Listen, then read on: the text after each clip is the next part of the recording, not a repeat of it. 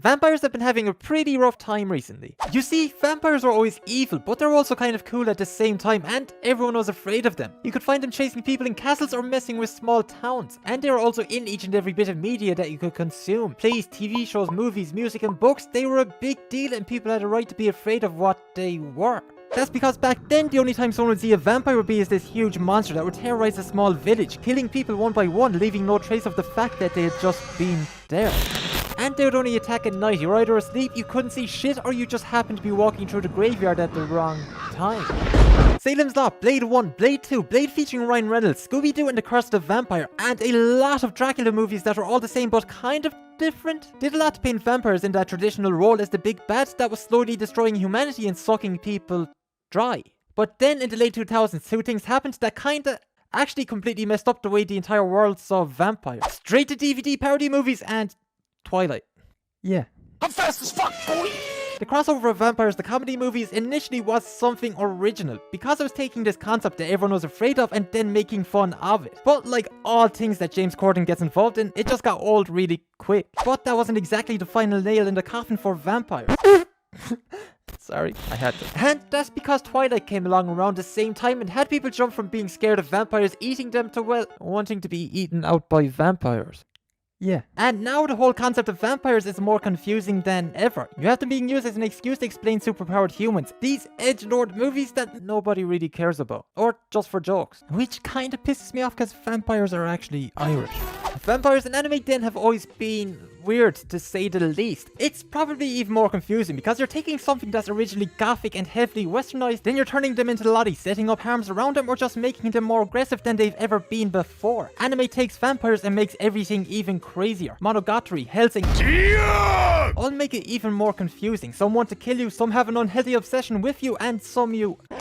Yeah. Anyway, Vanitas decides to do a lot with vampires and it needs more attention. It's an anime that surprised me and it's probably going to surprise a lot more people as well. Hi, my name is Ben and for a limited time only you can subscribe to my OnlyFans and this channel for free. So get to it fast. And this video, well, this video is going to be about vampires in anime that aren't actually lollies for a change. Vanitas is a Japanese anime with a French name set in France. And the world is based in kind of works like this. Humans and vampires live in the same society. Vampires, well, they don't attack humans anymore. But here's a small problem. Vampires can become cursed, and if they become cursed, well, they go batshit crazy. There's some crazy looking weapons, and most of the characters look like some K-pop rejects. I mean, it's not bad, but yeah, it's cool. It uses just about every single angle we've seen with vampires, having them be cool, clean, and comedic, but also making you remember that there are some out there that are just unstoppable monsters. Now, this is actually good, because it means we have a lot to play around with. We can have ones that are your traditional threats to society, going around mercilessly killing as they please. Others that exist as important figures in that same society. Ones that act as these super strong, kind of edgy fighters that can destroy buildings. And then you have our main character.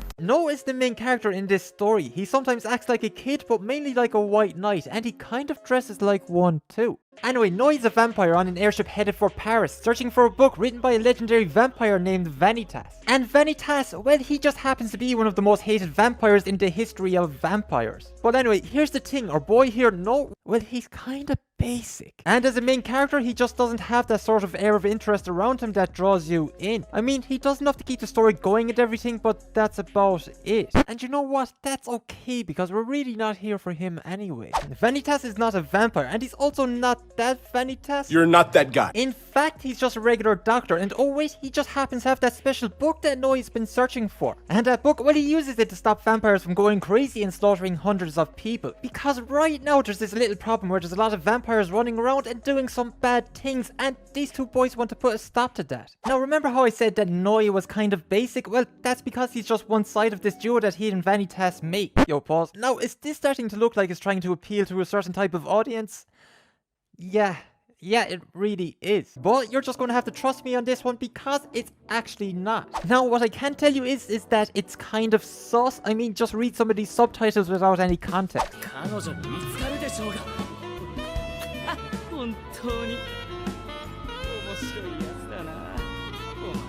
Shh, there's kids watching. And yeah, it's kind of sus, but they got me. He dropped in these two overly good looking characters with complete polar opposite personalities and it just works. Anyway, Vanitas is just one of those characters that is just nearly impossible to hate. He has that sort of charisma and energy to him that really makes him unpredictable. Everything he does is done with this massive overconfidence and belief in his own abilities that get completely backed up by his actions. And then knowing of how he's only a human that's working alongside all of these vampires, you then think that he's not going to be as strong as the rest of them. Which makes it even fucking crazier when you see how powerful that he actually is. He has that same sort of energy as a Desire Gojo, but he just decides to get a little bit freakier sometimes. And because his personality is that bit more wilder, it then means that anytime the two of them come together, it's not that type of series, but you just have the two of them bouncing off each other perfectly with their different personalities. It's a bromance that isn't exactly a bromance, but it just works. Now, one of the problems I came across when I was researching this series for my summer anime video was that it looked like a shoujo bromance, a yaoi, and